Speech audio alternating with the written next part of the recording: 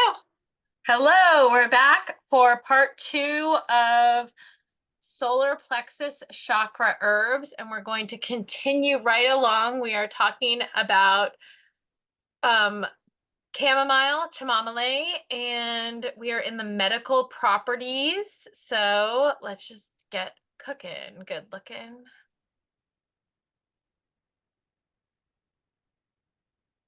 And let me put us up here so that I look at us instead of looking at the side of the screen. So then it's really weird because then I'll be always, hi, yeah, sure. Like this is, it's always very comfortable for everybody when that happens. Okay. Medical properties. Okay, so it's also used externally. Okay, so it can be used as an eye bath for soreness. And I've got a lot of traction with eye baths, especially for, I've heard, this is the funniest thing ever. So, little kids, you probably don't know a lot about, what's it called? About pink eye, unless you're in an old folks home or with little kids, because it's highly contagious. It spreads like wildfire. And everybody runs to the doctor because they think they need antibiotic eye drops, when the reality is that almost all of the cases of pink eye are a virus. And so you get a lot of traction from these like eye baths, like because they're viral. They're going to go away when they're going to go away. And so you can just reduce the swelling and alleviate some of the gunk with it, and in your eye. And if it doesn't clear up, then you know to go to the doctor and get the antibiotic. So, this could also be used even with an antibiotic eye drop that you did get from a doctor. You could then as well use it as a poultice then for swelling, or from bags, or from an abscess even. You can use it as a poultice. You can use it as a decoction in a bath to reduce tension. And that's it. So then now we're on to the next one, which is cat's claw, which is Uncaria, and it's tomentosa. Let's see. Tomentosa and Uncaria rhincophylla, something like that. That's what it looks like. And we're going to look at it because it's got a lot of fun things. Okay, so this is what AI thinks that it looks like. That's what the botanical drawing is. This is the picture though on Wicca, like Wicca Commons or whatever that is, let's see here. Okay. And cat claw. Yeah, see the cat claws? That's like what it is. That's why it's called cat claw. See? There you have it. It's got these little claws on its leaves like that. So the parts used is actually though not even the cat's claw. Like it's actually like the dried inner bark of the tree. And it's like looks like it almost looks like thicker corn silk. Like when it's funny how it looks. It looks like it does not look like what you think. So other names are cat nail, and I'm gonna murder this. Dao Guteng, and I'm gonna murder this too. Grief du Chat, Hawk's Claw, Life-Giving Vine of Peru, Pot Hook, Cemento. Yes. Did you say something? No. Sparrowhawk nail, Uña de Gato, and Vilcacora. So the interesting one, and I didn't write anything about it, so I'll just point it out right now, is the cemento. So there's one herb company that had like a spiel about their cat's claw being better than any other cat's claw, that it was like a certain variety out of Peru. And they were throwing around the word cemento when they were saying it, that it was a cemento variety. So I don't know if that's like, but it was just one company and they were peddling their wares with it. So I don't know if that's, whatever. Take it however you want to take it. So the element it's associated with is fire. The planet is Jupiter. The astrological sign is Aries or Taurus, which I thought was even interesting because the ram So, but that's a bull. So that would be Aries. Aries is better for that. But Taurus, I don't know. I was like, Yeah. I don't know about Taurus, but the Aries for sure. The chakras, the solar plexus chakra, the sabbat or ritual are rites of passage, and the goddesses are Peruvian. There's this Peruvian feline creator deity, and it doesn't have a gender. I couldn't find out whether it was gendered. So the stuff I read about it was that it was non-gendered, but I'm willing to be disabused of that if I am wrong. So, but based on the fact that it's a creator deity, I'm inclined to think most I like to say, because we didn't come from a rib, we came from a womb. So Yeah.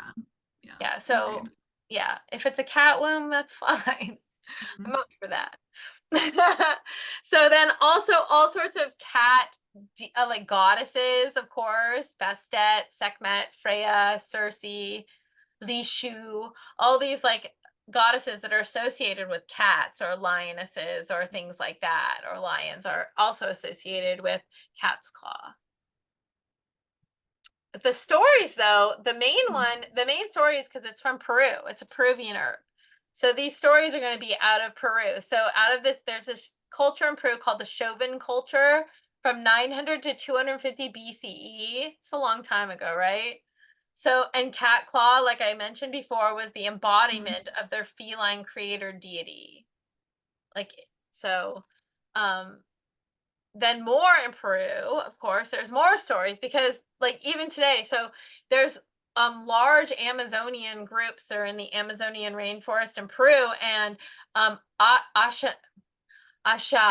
Ashaninka is the largest Amazonian rainforest group, and the Ashaninka priests use cat's claw to influence the communication between the physical and the spiritual dimensions of human beings. So I assume it's traditional shamanic work, something like that, like because they're talking about, I don't know if they even have like levels. Like sometimes in shamanic work, they talk about like the middle world or like the lower world or the upper world or whatever. Yeah. So I don't know if that's like the dimensions that he's talking about, or I don't know exactly, or just even getting your body from this world to that world of different places of like the low world or whatever.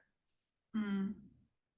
And so the Ashaninka, the Kashibu, the Kanibu, and the Shipibu, I said those wrong. Kashibo, Kanibo, and Shipibo, sorry, tribes of Peru used cat's claw medicinally and magically for at least the last 2,000 years.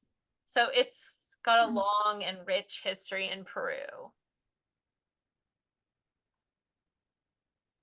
And the magic. I love that magic. I'll never stop that. It's my favorite. Finance.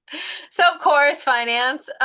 Gate opening though. And I find this is another kind of theme. So this idea of luck or gate opening or opening the path, the way like we were talking about. Like I think that's even like the gate between the lower chakras and the upper chakras. It is kind of like, so create a spell jar for luck and include cat's claw in it. Like I said, it's really kind of like this fluffy inner bark. So like it's kind of fun to like, it would be great to be stuffed into a jar. Actually, it kind of would be a good constituent. And then also on journeys and vision quests. So we talked about that with the shamanic work, possibly the Ashaninka of Peru. The priests use it to can communicate it between the physical and spiritual realms. And you could use it in an incense as well for this. And it can give you lucid dreams as well. So people use this for lucid dreams. So more magic. It's also used as a balancing herb and it's used for inner healing of the soul.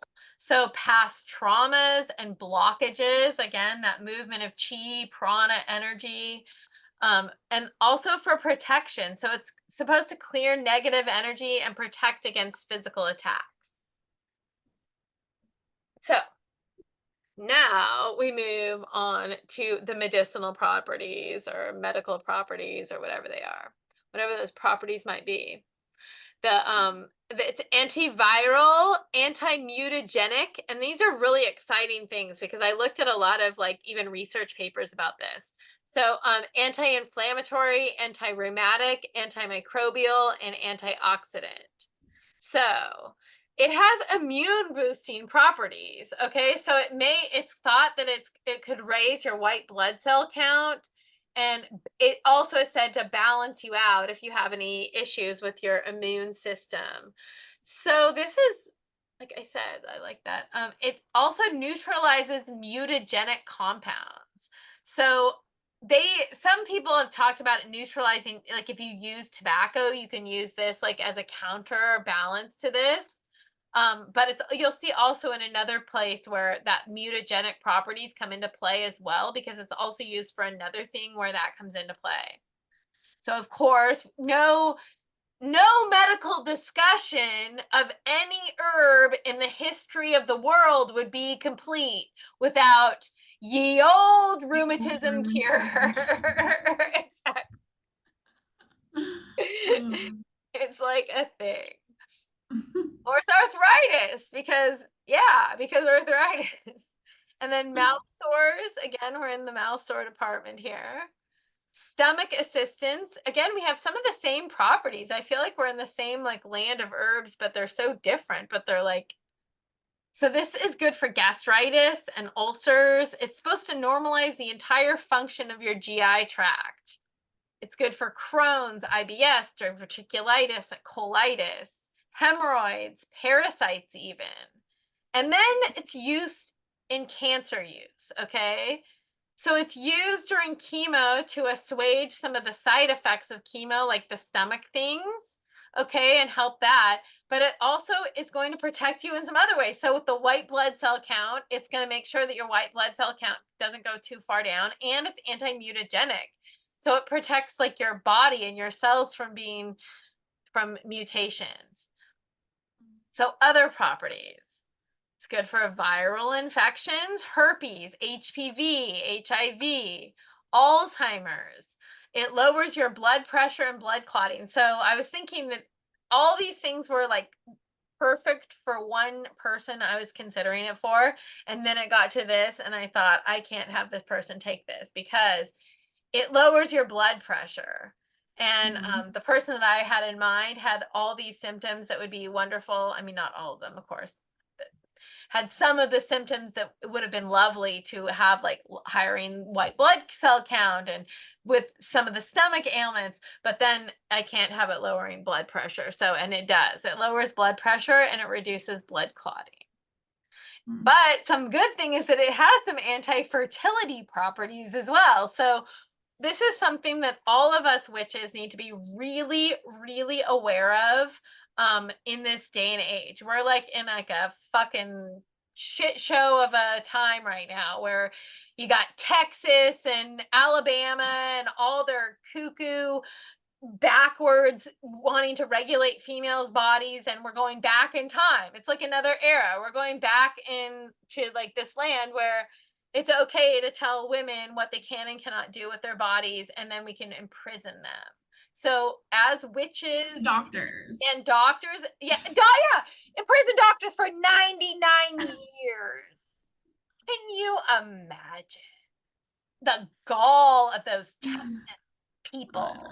Anybody in Texas should be revolting. If there's a woman in Texas that somehow catches this, like immediately stop, pause this, and write letters to your elected officials. Immediately. This is ridiculous. You're ruining it for everybody by your lack of interest in national politics.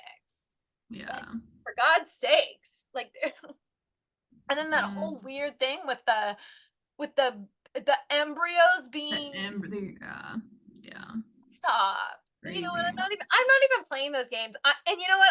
I don't even want to talk to people who engage in that kind of nonsense thought. That's nonsense thought. Yeah. So we all have to be aware of things like this. This is an anti-fertility. This has anti-fertility properties. And so I don't put it here as a caution. I put it here as a benefit.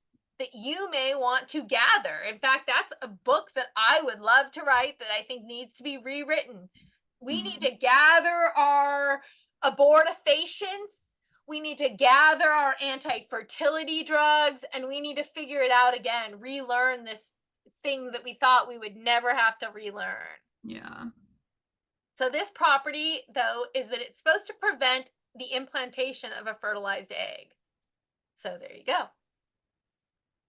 So these are my sources. And of course, the solar plexus chakras are always kind of the same three.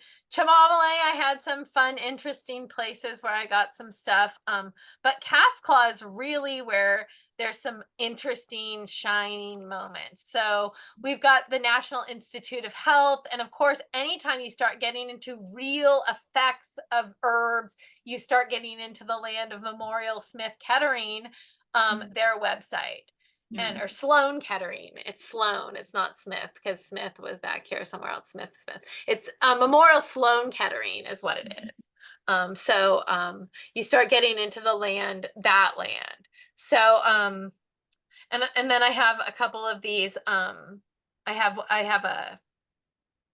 another scholarly thing, but I thought that there was enough with the National Institute of Health and the Memorial Sloan Kettering. So there you go. And I'm going to change this right now for the sake of not being an idiot. Okay. I just have it as MSK in my notes. Okay, so let me stop shutting. And we're back. And now we're on to Ravens. And I can't believe it's so bright still. It's I know, 32 and look at how bright it is behind me still. Okay.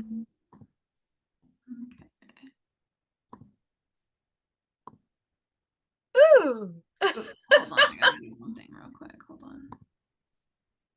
I'm gonna put my headphones back in. There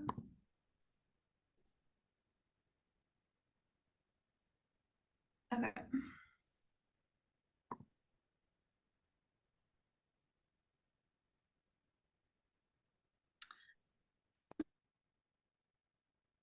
Oh. Cool. So, I found this really cool template where it gives you like all of these little flowers and stuff, and then a bunch of different like types of paper, and you can just paste them into it. So, like, it's pretty cool. I like it a lot. Okay, so we're gonna start with calendula. Yay! So the Latin name is Calendula officinalis. I love this. Mine.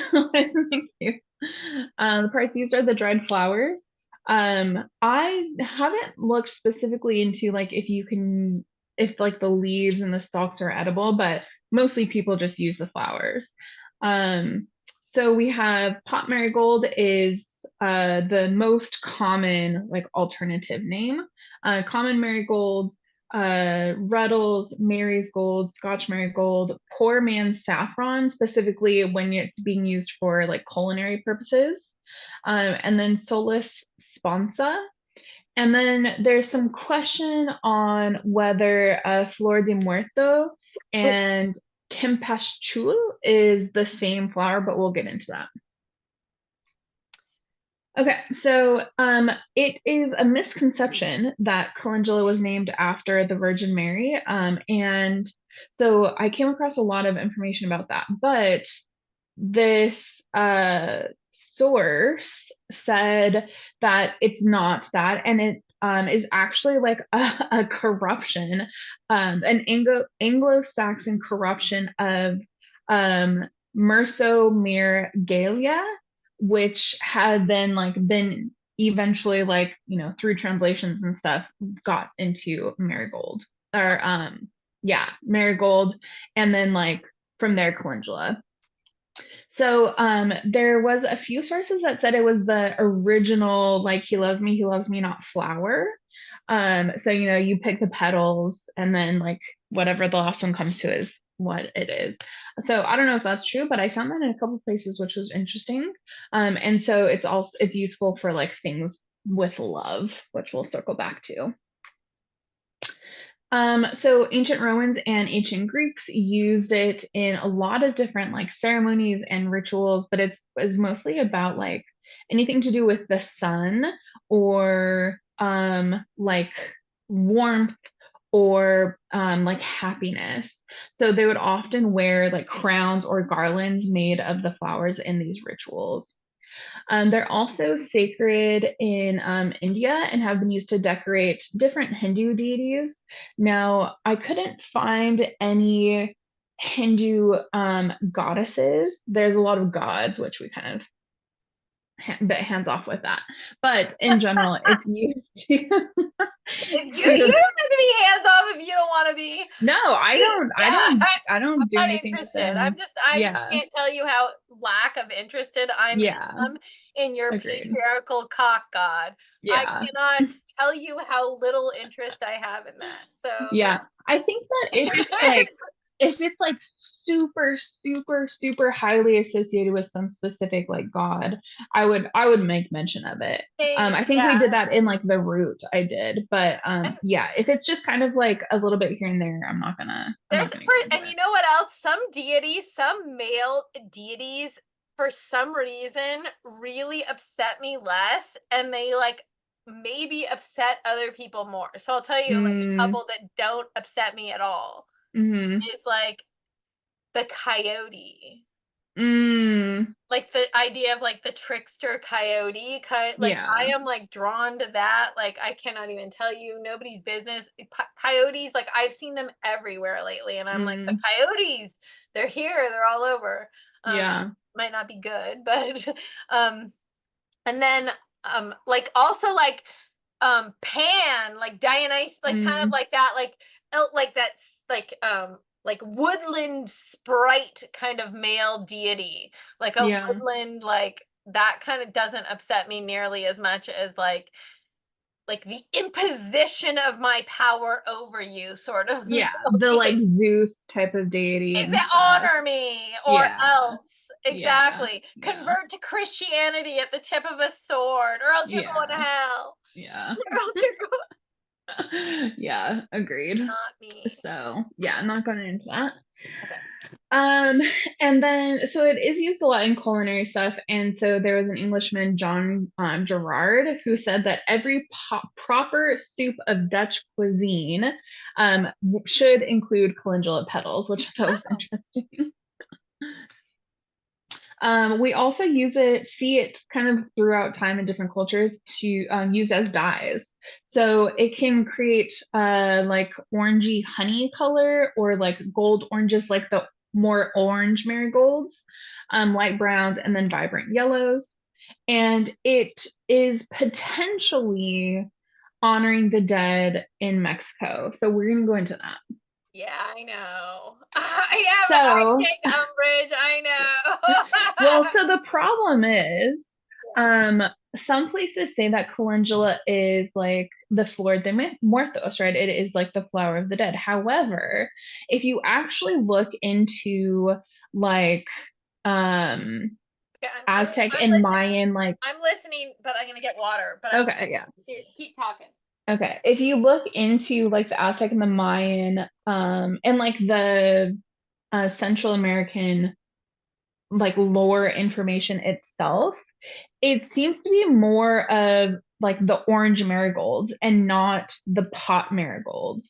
So the pot marigolds, which is calendula, is a yellow flower. It is a very clear yellow. It's like daisy yellow, like chamomile yellow. But marigolds are typically, or the flowers that are used for honoring the dead is typically the orange marigolds. Yes, So there ma'am. is Yes, so there is some like confusion happening. So I do talk about this a little bit, or I just kind of mention it, but I don't go into it too much because I think that it is more the like orange marigolds. Yeah, like I think that the ones that they're talking, they're just getting it confused. Like pot Yeah, marigold is not like, that's what I think. It's just it's not marigold. Like like it's a real not marigold. like, Yeah, yeah, this is they're calendula different. is different than Yeah. marigold. It's just Yeah, they're both part of like the daisy family, but they are very different flowers. So, yeah. and the Um marigolds look really specific. yeah, And yeah. like little ball. They're like layers and layers of they're like, petals. they're Yeah. adorbs. Exactly. Yeah. So I always hit that button. That is so That annoying. button. That's so annoying. Button. Okay. Hit the button. There we go. So there is some information about it potentially being used in rituals of human sacrifice, but again, some misinformation on whether it's marigolds or calendula. And then Mayan descendants living in the mountains of Guatemala would leave trails of marigold petals, sometimes called calendula petals, from the graveyard to their houses. So that's why I put this in like question marks, because some conflicting information there. So this was interesting. So in Greek mythology, there's mention about 4 woodland nymphs who fell in love with Apollo, and they were so infatuated and so in love with Apollo that they forgot to do their duties to their goddess, Artemis, yes, Jesus. And so because they forgot their duties to her, she became annoyed and she turned them into plain, dull, white marigolds. And then Apollo found out and felt really bad. And so he sent some sun rays down to turn the plain white marigolds into golden yellow marigolds. So again, we have the mention of marigolds, not calendula. However, talking about them as yellow as opposed to like the traditional marigold orange. So some like conflicting There's information confusion here. again. Yeah. Maybe the other way now. Yes. Yeah. Okay, so medicinal qualities. It is a spasmogenic, anti-tumor, immunomodulator, antioxidant, anti-inflammatory, antifungal, anti-thrombogenic, which is like it decreases blood clotting, anti-diabetic, anti-cancer, neuroprotective, astringent, vulnerary, antimicrobial, cholagogue, emmenagogue, and tonic. Lots of uses here, but we do have some interesting combinations. So you can mix it with marshmallow root for like digestive problems to help the digestive and like soothe the upset stomach. You can mix it with slippery elm. I will tell you, let me give a hint though. If you use marshmallow root or slippery elm, both of those they are very mucilaginous. Yeah. But they will slow things down very much. So much so that you have to be careful when you're taking regular medicine. So just a word of warning that if you struggle with constipation, even though it's very mucilaginous, marshmallow root might not be the choice for you. Yeah, I think that this was more, I mean, it said just digestive problems, but I was taking it to assume more like stomach issue, like not like my stomach is upset type of thing. Yes. And then yes, which is why I think the combination of it with slippery elm for external application is going to be interesting, because it's going to turn it into like a jelly, which will make it like a good external. Yeah. I think I made it already though. I did. I have. And then we can mix it with golden seal and myrrh for antiseptic lotion. Myrrh. So you can just take the regular dried flowers, not do anything with them, and then just rub them on bee sting or a wasp stings to help decrease the swelling and the pain. You can make it into some type of paste and apply it topically for sprains, like wrist sprains, ankle sprains. And you can also powder it, fine powder, right? Because anytime we're using a snuff, we need to make sure it is very fine powder.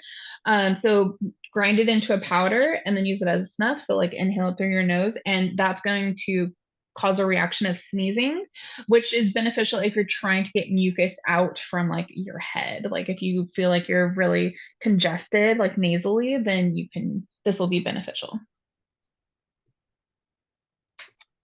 And then ointments for skin products. So calendula is like my go-to herb for anything skin related, whether this is like cuts or like minor rashes, right? If it's a big rash, like go get that looked at. But like minor rashes for acne or any type of like skin stuff, I actually Sometimes we'll make a calendula just water spray, or sometimes I'll buy hydrosol from like Mountain Rose, and I mix that with rose water, and I use that as like a toner after I wash my face. So this is my go-to skin one. So it's good for minor cuts, burns, skin irritation, acne, reducing inflammation, controlling bleeding, which is why it's good for cuts, and then soothing just any type of irritated skin. I meant to take that off of that one, but that's Okay. good. So some research shows that if you're making this into an ointment, it's helpful for radiation dermatitis, which is associated with one of your herbs where you Yeah. mentioned radiation. But you can use it topically to help. So if you are going through cancer treatments and you're having some like skin irritation from the radiation, then this is good for that, applying it topically. Yeah, there's even I have a link for the article that I got that one from. Okay, so magical, some interesting things. It's believed that if there's an unmarried woman who has two suitors and she is trying to figure out who her true match is, you can take a blend of calendula, marjoram, wormwood, and thyme, and simmer it in honey and white wine, and then you can like put that on like her body, so it's like an ointment. And you could like maybe mix that in with your bath water or something, might even be good, and then that is supposed to like reveal her true love. You can soak dry petals in sunflower oil and use that as a consecration oil, which I actually kind of like. I don't use a lot of consecration oils or like consecration things in general, other than like, setting my intention or whatever. But I kind of like the combination of the sunflower oil with the calendula flowers. That makes me happy. So in Eastern European, it's believed that if a woman has a desire for a man, and he steps on soil, she can scoop up that soil. Now, his footprint or his shoe print or footprint has to be seen in the soil. Yeah. But if it's seen in the soil, you can scoop it up and you can use that soil to plant your like calendula plants in. So you like are scooping up the soil and putting it in the pot of calendula. And so that is supposed to be, the health of the flower is supposed to be an indicator of like what the relationship would look like, how the health of the relationship. And then it's also used in funeral magic to help convey like messages of love to like the dead. So dried petals, burning the dried petals in loose incense, putting petals in a casket or an urn, or like planting it on a gravesite. So a wreath of marigolds over a door is said to keep out evil and negative energy. If you want to attract love, it's believed that you can place some dried flowers like around your home. You can make a dream pillow, or like a dream like statue to put in your pillow, which is also associated with the dream work you talked about. Yeah. And then that, a lot of like combinations actually. Yeah, this is supposed to be heart. And you can put it in your bath for like heart strengthening. So if you need to like listen to your heart more, or if you're like too in your head and you want to listen to your heart, or if you are just trying to get more in touch with like your heart, or like love or anything associated with the heart, then it's good to put calendula in the bath for that.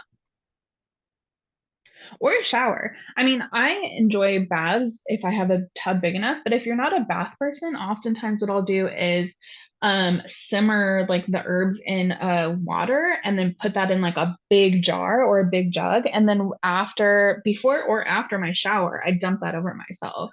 So like you don't have to have a bath for this, right? You can use it in the shower. I love that idea. Yeah. That's the same thing. Okay. I know a lot of the another one that is if an herb is fragrant, like rosemary or eucalyptus, you can Yeah. hang that in the shower and Mm, the steam will open it yeah, up. yeah. Yeah. So you can mix it with rose water,